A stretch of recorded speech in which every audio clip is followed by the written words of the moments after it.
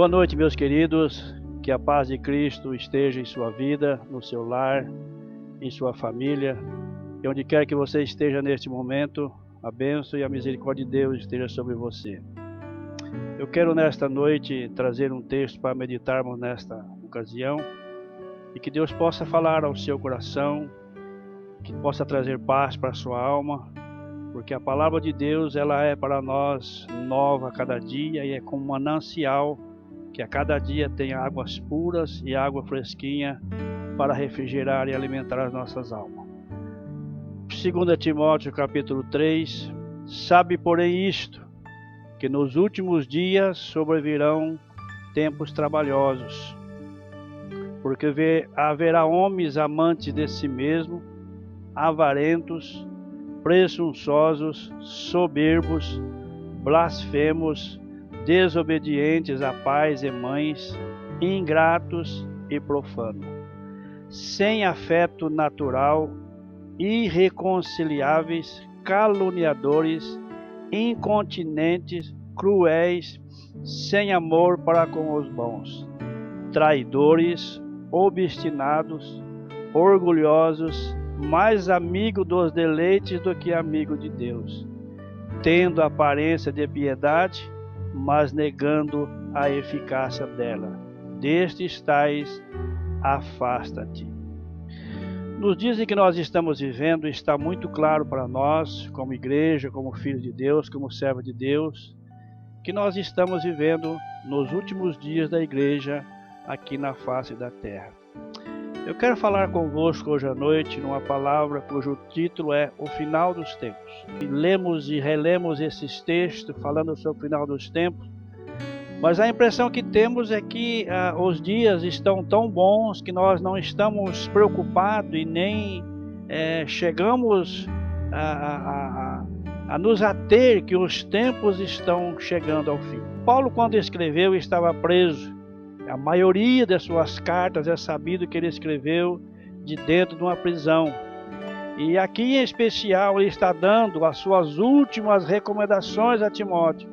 Timóteo, que era um jovem ainda, um pastor jovem, doente. Paulo fala em uma das suas cartas que ele tinha uma enfermidade no estômago. Era ainda um rapaz tímido.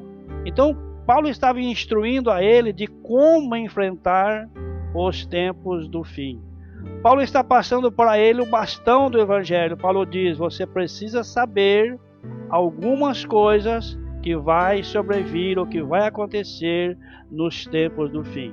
Em primeiro lugar, Paulo alerta, esse tempo não vai ser fácil. Para se viver são os dias furiosos, violentos, né? E diz no texto, homens amantes de si próprio, homens que dão valor a coisas e ignoram pessoas, amigo do mal e inimigo do bem. Em segundo lugar, ele diz que o caos da sociedade é o resultado do que os homens são. O mal não está fora, mas dentro do homem. Então Paulo aqui está dando alguns conselhos de como enfrentar os dias maus, ou seja, os últimos dias. Paulo diz que as pessoas direcionam seu amor para si mesma, direcionam seu amor para o prazer, para o poder. O homem luta, briga e faz qualquer coisa pelo poder, para o dinheiro, a ambição tomou conta dos homens. O mal do homem hoje é ser ambicioso, e valoriza muito o sexo, Então, o que está essencialmente errado com essas pessoas é que o seu amor está mal dirigido. Ou seja, Paulo não está dizendo que é errado amar algumas coisas, que dá valor a algumas coisas. O que Paulo está dizendo é que nenhuma dessas coisas, ou o amor a nenhuma dessas coisas pode ser maior do que o amor que nós temos para com Deus. No mundo nós sabemos que há Deus, pessoas, coisas. Nós devemos adorar a Deus, amar as pessoas e usar as coisas. Mas se começamos a adorar nós mesmos, nós iremos ignorar a Deus, amar as coisas e usar a pessoa. E este é o triste diagnóstico que nós vemos na nossa sociedade nos dias de hoje.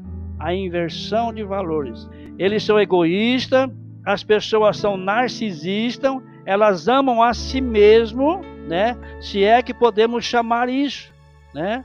A Bíblia ensina no primeiro mandamento, amar o próximo como a si mesmo. E na inversão de valor a gente tende a amar a nós mesmos e de preferência odiar o próximo. Com isso a família está sendo arrebentada, 50% dos casamentos acabam nos 6 primeiros anos, o índice de divórcio na terceira idade cresceu 51%, 75% dos homens e 63% das mulheres cometem alguns deslizes na área da fidelidade conjugal, e isso tem levado as famílias a viver uma crise. O dinheiro se tornou o Deus desse século. As pessoas brigam, matam, fazem o que for preciso por dinheiro. Infelizmente, essa é uma triste realidade. As pessoas estão preocupadas com aquilo que lhe convém, ou o que é que eu vou ter de vantagem no trabalho, na empresa, no meu casamento, numa família, numa sociedade, numa amizade. Quais são os benefícios que isso vai me gerar? Das 100 maiores economias do mundo hoje, 51% das riquezas do mundo estão nas mãos de empresas. Há empresas mais ricas do que nações. Talvez esse meu relato, essa minha pesquisa esteja um pouco atrasada, né? Ou não tanto atualizada, mas é estarrecedor. Se não é, mas já foram empresas que são maiores ou têm muito mais dinheiro do que em algum lugar, alguma nação. Eu vou citar aqui exemplo de algumas que vou repetir. Se não foi, já foram. A Ford é mais rica do que a África do Sul. A Walmart, a rede de supermercado, é mais rico do que 161 países. Então, ou seja, o mercado globalizado exige cada vez mais tempo do trabalhador. E nesse tempo faz com que a família fique de lado, a Deus fica de lado, e há uma grande inversão de valores. Exige mais do trabalhador para que ele consuma cada vez mais para fazer a ciranda de consumo girar. Por exemplo, há 30 anos atrás, 70% das famílias só trabalhava para o sustento do lar. Hoje, 70% das famílias precisam de 2 rendas para manter o mesmo padrão. O poder econômico está se concentrando nas mãos de poucas e a base da pirâmide está ficando cada vez mais larga. Há 30 anos atrás, o comércio da agroindústria cafeeira movia um montante de 20 milhões de dólares e 9% desse montante ficava com o país produtor. Hoje, esse comércio da agroindústria cafeeira move um montante de 80 milhões de dólares e apenas 5% fica com os países produtores. Os outros 75 bilhões ficam nas mãos de uma meia dúzia de mega empresas. O que é isso? Consumismo. Nós estamos vivendo na era do consumismo. E o que é mais triste é que consumimos mais, mas relacionamos mesmo. Os luxos de ontem são a necessidade de hoje. A criança hoje, antes de entrar na escola, ela já foi exposta na TV, na revista, né? Os grandes atores e atrizes começam hoje nos primeiros anos de idade, nos primeiros meses alguns, né? As coisas estão tomando o lugar das pessoas. Os casais não têm tempo, os pais não têm tempo para os filhos. Os cristãos dos nossos dias não têm tempo para a igreja, não têm tempo para o Senhor. O urgente está tomando o lugar do importante. O que é importante hoje? Não sei, mas o que é urgente? Temos que fazer o que é urgente. E se urgente tem que ser abrir mão das coisas que são primícia ou que são importantes para Deus, nós abrimos mão porque o urgente hoje está tomando o lugar do importante. Grandes empresários, né, que construíram impérios financeiros, mas perderam os seus próprios filhos. Por quê? Presente não substitui presença. Eles se tornaram amantes dos prazeres e inimigos de Deus. O lazer, a diversão, o culto ao corpo, o culto ao estômago, hoje viram uma moda. Essas coisas está tomando o lugar de Deus. Ter um corpo bonito é muito mais importante do que tirar um tempo para louvar e adorar o Senhor. A televisão, o futebol, os jogos da internet estão ocupando a mente e o tempo dos cristãos. Os nossos adolescentes estão desperdiçando tempo em jogos banais na internet. Os nossos filhos passam 25 horas por semana diante da televisão e apenas 1 hora, paz, meus senhores, 1 hora para aqueles que frequentam a escola dominical do domingo. A tendência para esse mundo que estamos vivendo é que daqui a pouco os nossos filhos vão para a faculdade e vai ouvir a asneira e vai questionar conosco que servir a Deus não é algo tão importante, que existe muitas coisas hoje neste mundo que são muito mais importantes para Deus. E outro agravante, que não há necessidade de renúncias para servir a Deus, que o caminho para o céu, a porta é larga, você pode fazer qualquer coisa, fazer de tudo, que o caminho ou todos os caminhos nos levam a Deus. Esse, infelizmente, é o mundo que nós estamos vivendo, e essa é a triste situação em que nós estamos vivendo. As nossas crianças, adolescentes, até os jovens, estão jogando o seu tempo precioso no esgoto, gastando tempo em casa de jogos, em jogos da internet. É muito comum hoje pessoas que frequentam a igreja, mas ainda precisa frequentar uma boate, precisa frequentar um clube noturno, casas de show, porque a igreja não é o suficiente. Ou seja, eu preciso de Deus, eu quero Deus, mas eu preciso ou eu devo participar de outras coisas. E isto é normal, segundo o conceito deles, né? Então, queridos, nós temos que aprender uma coisa: não existe salvação sem cruz, não existe céu sem renúncia. Não importa quais são os conceitos que o mundo tem traçado para nós, o mundo está apanhando-nos em sua rede. Escute isso, tem toda uma opinião exagerada de si mesmo e menosprezam os outros. As pessoas vivem hoje um egocentrismo sem Deus. As pessoas não têm estrutura familiar. São desobedientes à paz, ingratos, irreverentes, desafeituados, implacáveis, são nocivas nos relacionamentos e sem domínio próprio, cruéis, inimigos do bem, traidores, atrevidos e enfatuados. Essa é a triste realidade do mundo em que nós estamos vivendo hoje. O mundo está arruinado porque a espiritualidade está divorciada da vida.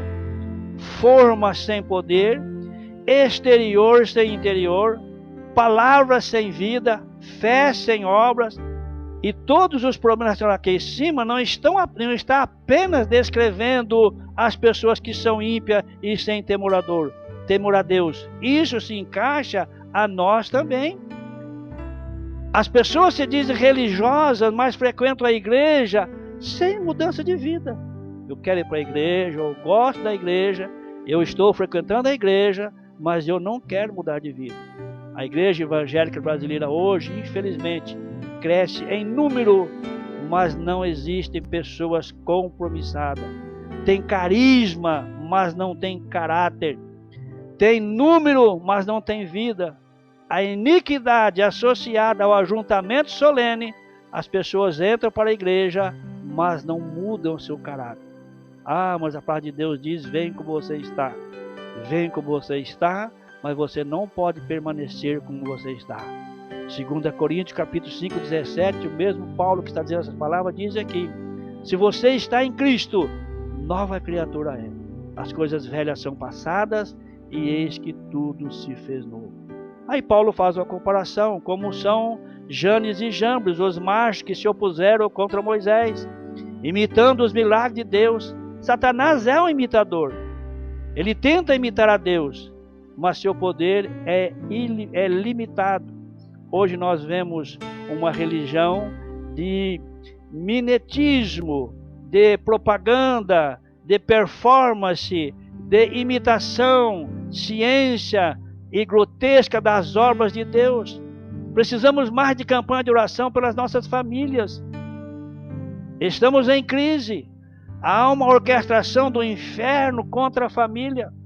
O mundo, a carne e o diabo estão usando todas as suas armas para enfraquecer a família. Porque eles sabem que a família é a base de toda a nossa sociedade. Família bem-sucedida, igreja bem-sucedida e sociedade bem-sucedida. Então Satanás busca subterfúgio para atrair a família, para tentar destruir a família. Então nós precisamos clamar mais a Deus pelos nossos filhos. E eu quero deixar uma coisa muito interessante aqui para vocês. Nós oramos e clamamos a Deus por um punhado de coisas. Clamamos a Deus porque queremos que os nossos filhos cresçam e amanhã seja alguém na sociedade. Precisamos clamar a Deus por eles, sim, mas clamar a Deus para que os nossos filhos não entrem nessa neura de um mundo de inversão de valores. Para que os nossos filhos de hoje sejam homens e mulheres que vão ser usados por Deus amanhã, e o que eles estão aprendendo aqui seja como base, como alicerce, para que isso nunca vai mudar o conceito do que é Deus e do que é a palavra de Deus. Precisamos sim, como Paulo passou o bastão para Timóteo do Evangelho.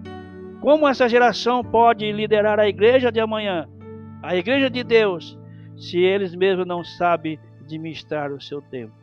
Todo pai quer que o filho puxe a ele. Todo pai que é bem-sucedido, e mesmo aqueles que não teve a chance de ser bem-sucedido. Todo pai, ao perguntado, quer que o filho seja um doutor. Não importa em que área. Você vai estudar. Eu não tive a oportunidade, mas você terá, para que você seja alguém na vida. Isso é muito bom, é importante, mas não é só isso. Que muitos vão ser um doutor na vida, mas vai ser alguém que vai ser contraditório à palavra de Deus. Que legado nós estamos deixando para os nossos filhos, visto que nós estamos caminhando para o final dos tempos? Dar boa educação para os nossos filhos, isso não é mais do que a obrigação minha, sua, como pai. Agora, que legado cristão, que base sólida, que alicerce sólido nós estamos passando para os nossos filhos. Precisamos seguir um exemplo daqueles que andam com Deus. Existem muitos doutores na nossa sociedade. E doutores esses que têm se tornado o que Paulo está dizendo aqui, homens amantes de si próprio. Amando mais ao dinheiro, mais o poder, mais as coisas do mundo do que a Deus. Eu imagino que como pais cristãos que somos, não é isso que nós queremos para os nossos filhos. Então precisamos seguir um exemplo daquele que anda com Deus. Que os nossos filhos, que a nossa família siga o exemplo de bons doutores, de bons homens bem-sucedidos, mulheres bem-sucedidas, mas principalmente daqueles que andam com Deus. Timóteo estava rodeado de falsos mestres, por isso que ele devia seguir o exemplo fiel de Paulo. Ele tinha que mirar para um modelo. Precisamos de líderes que servem de modelo para os mais jovens. O que isso se tornou uma grande raridade nos nossos dias. A cada dia que passa, nós estamos muito mais sem referências. Precisamos de homens que falam a verdade, mas que vivam a verdade. Falar a verdade, que é a palavra de Deus, é muito fácil. O difícil é viver a verdade. É falar aquilo que você vive. É ser cristão na igreja, é ser cristão em casa, é ser cristão no trabalho. É isso que nós precisamos entender, que nós estamos precisando, que passar esse bastão para os nossos filhos. Hoje, os mourões estão caindo. O que é um mourão?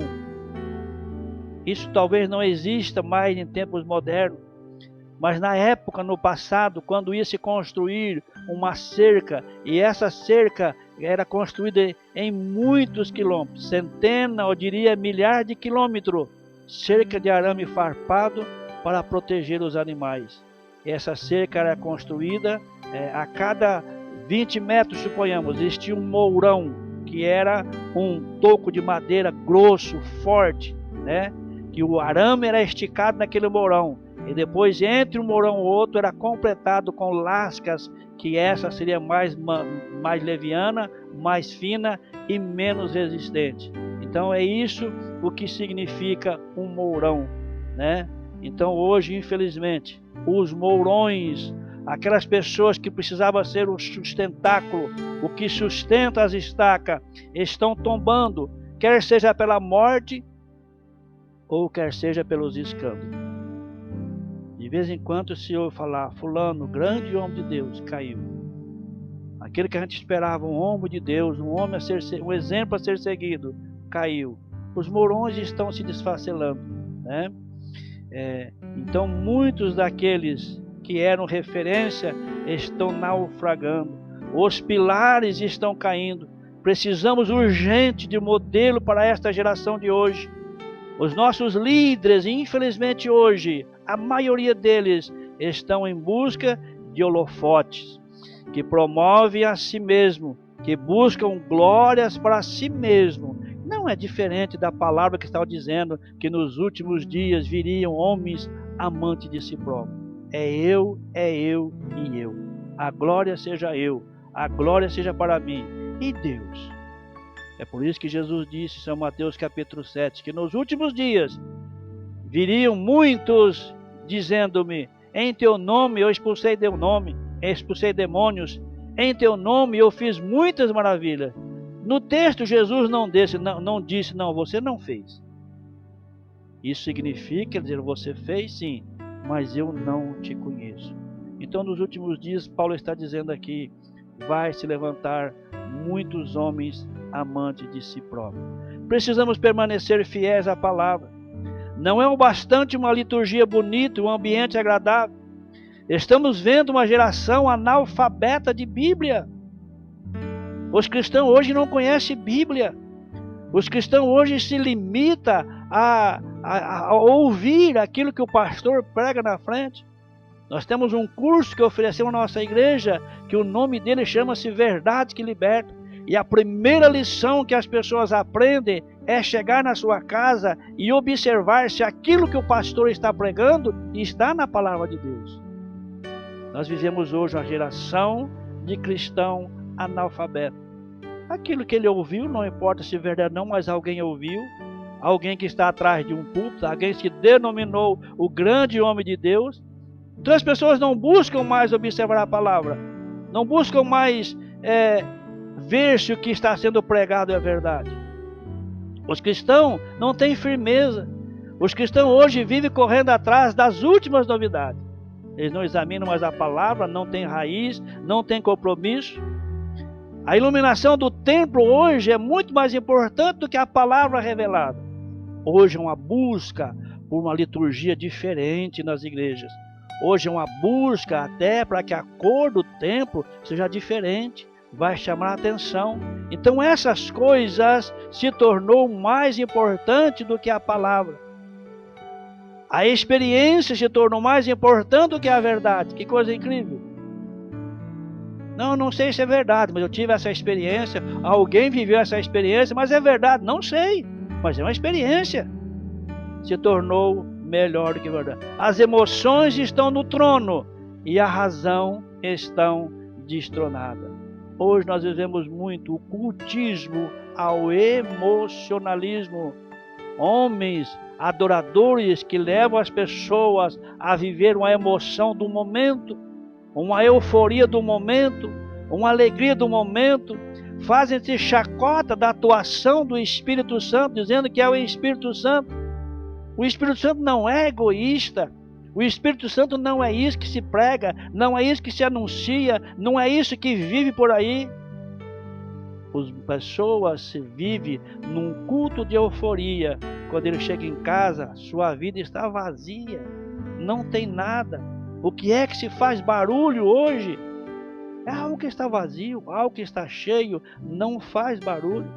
As pessoas buscam salvação, mas não querem o Salvador. Querem as bênçãos de Deus, mas não querem o dono da bênção. Querem as dádivas, mas não querem nenhum compromisso. Eu vou no lugar onde eu recebo cura, onde alguém profetiza que Deus vai me abençoar.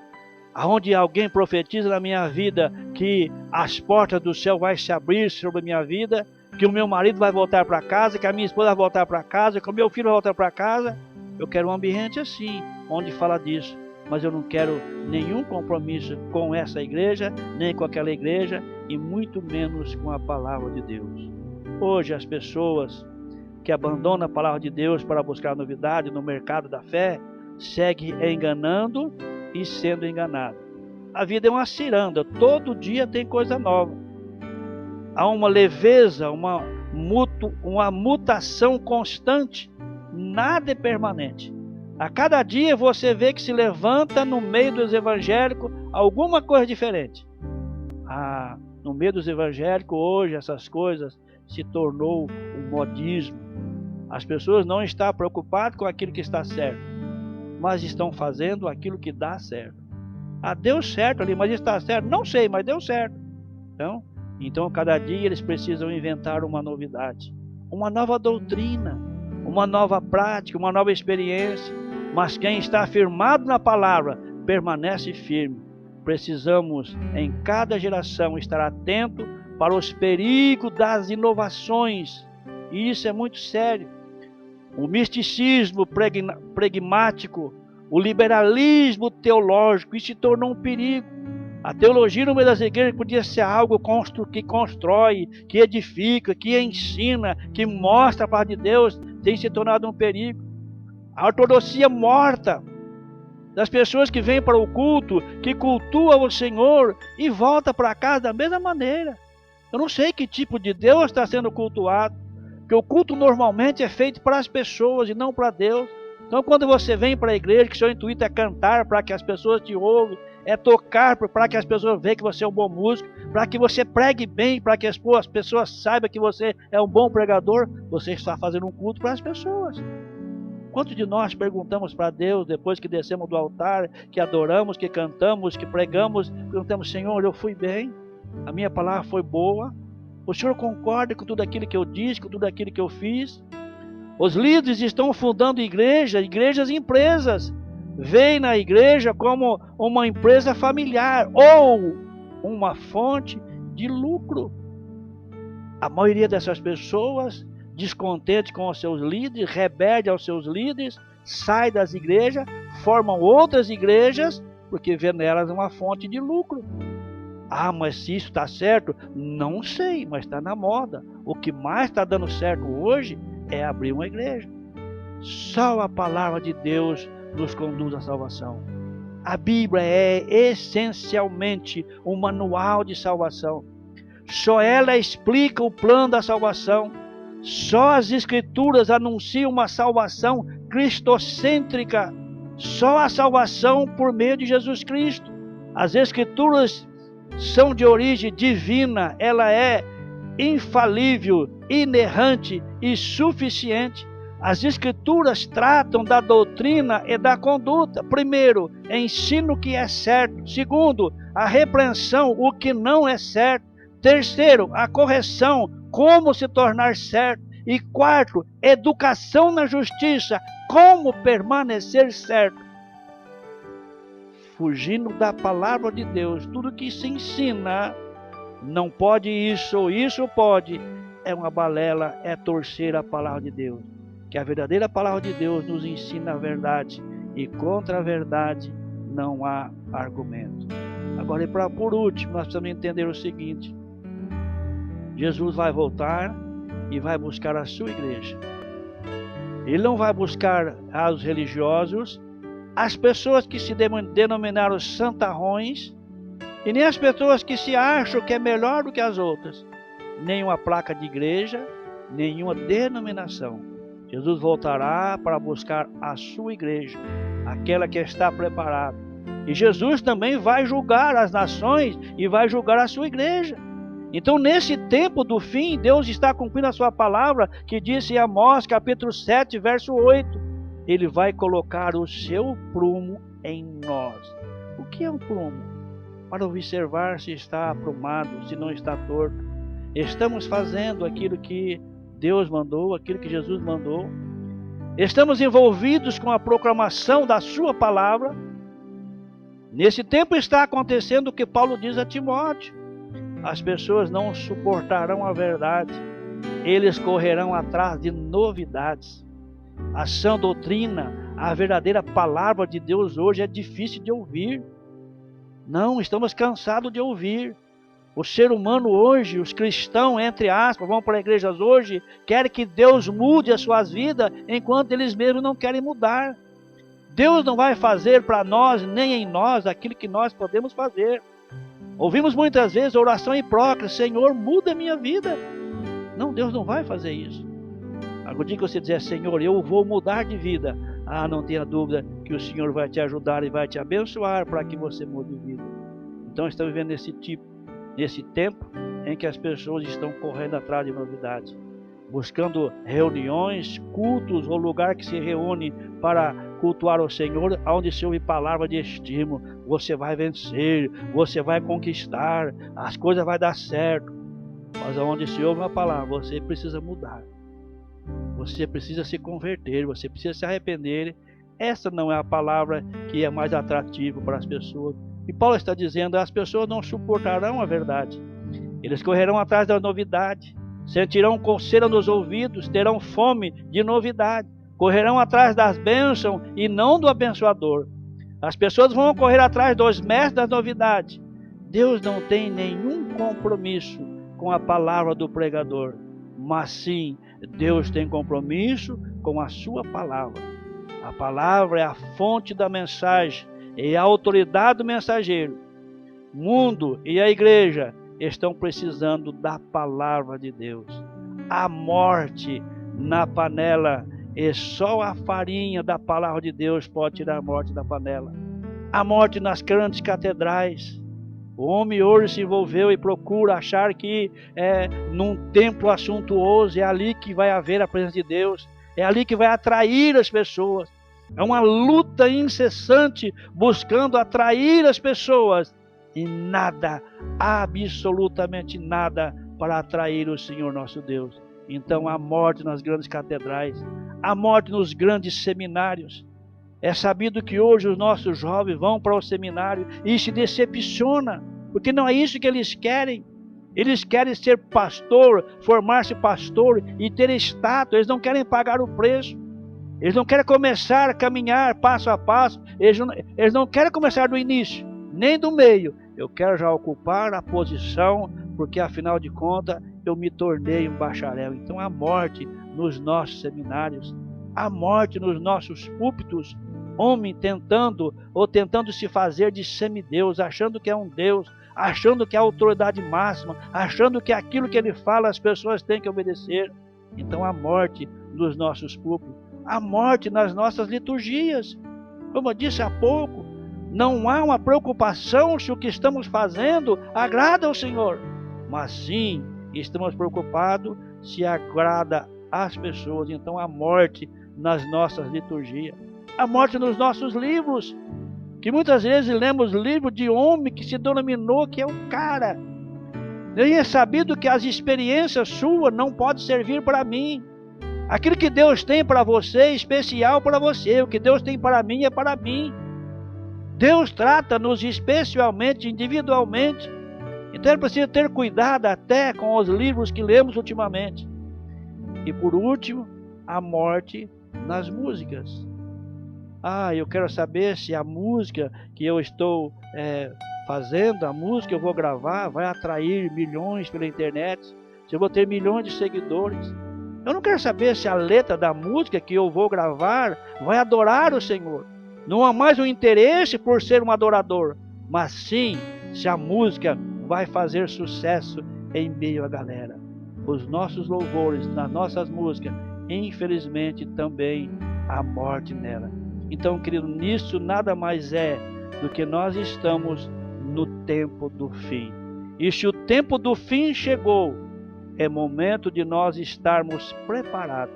Não é tempo mais de corrermos para nos preparar, mas é tempo sim de estarmos preparados, porque a Bíblia diz que a volta de Jesus virá como ladrão de noite.